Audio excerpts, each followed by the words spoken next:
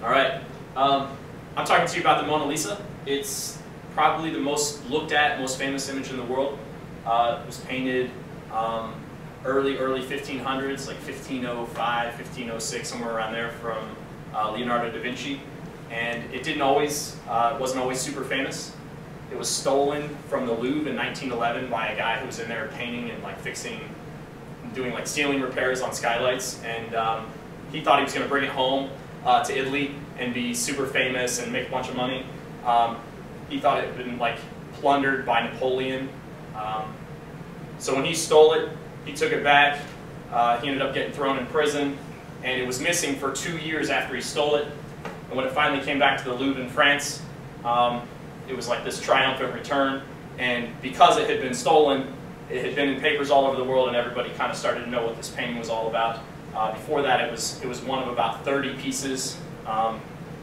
Really, there's only 20 pieces from Leonardo da Vinci even in existence right now. We think he painted about 30 paintings. This is one of the least known about prior to being stolen. Almost nobody knew anything about this. It doesn't have a lot of backstory. What we do know about the painting is that it was probably part of a piece for a bride.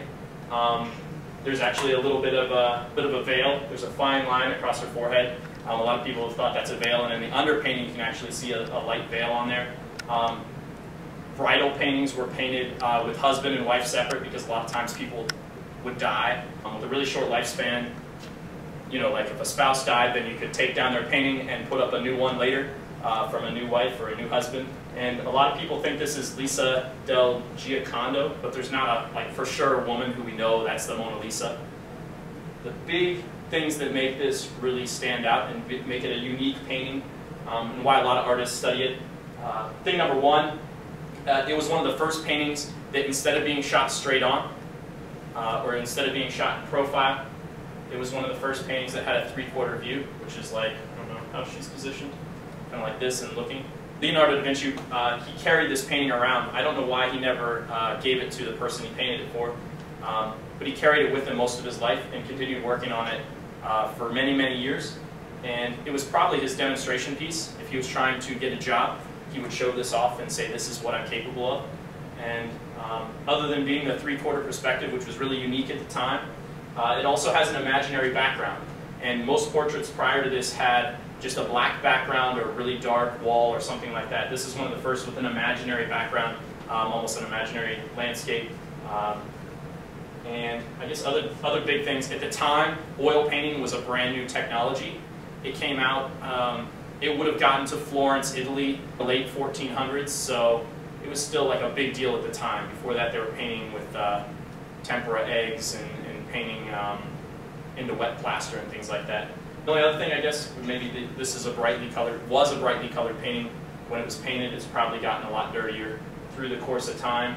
As far as connections to humanism, this is not a religious figure. Mona Lisa is not, a saint or any ties into Catholicism or anything like that. This is also not royalty.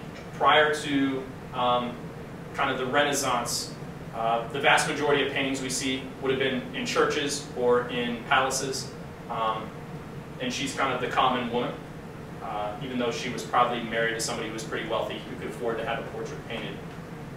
I think. What causes the eyes to make it look like they follow you, regardless of where you are in the room when you look at it? Is that the 3/4 no, portion? The 3/4 perspective more just has to do with the foreshortening of the shoulder, and instead of having the shoulder squared on. As far as the eyes following you around the room, that's kind of an interesting thing about the painting. Same deal with the smile. People make a big deal about the Mona Lisa's smile, but those are kind of things I think that come from outside of the art world and outside of history. As far as they are kind of interesting things about the painting, but they aren't some amazing feat. There are other paintings that have a smile, or other paintings that have eyes like that. I was going to say something else. The other thing that's really obvious to me is, from somebody who's studied art history, this has a real feel to it. Looks a lot like Virgin Mary. The hair is set up really dark, almost like a veil that would cover the whole head, and kind of her positioning and This pose, she actually probably has her arms kind of crossed across her lap. This pose would have been really common for the Virgin Mary in most religious paintings.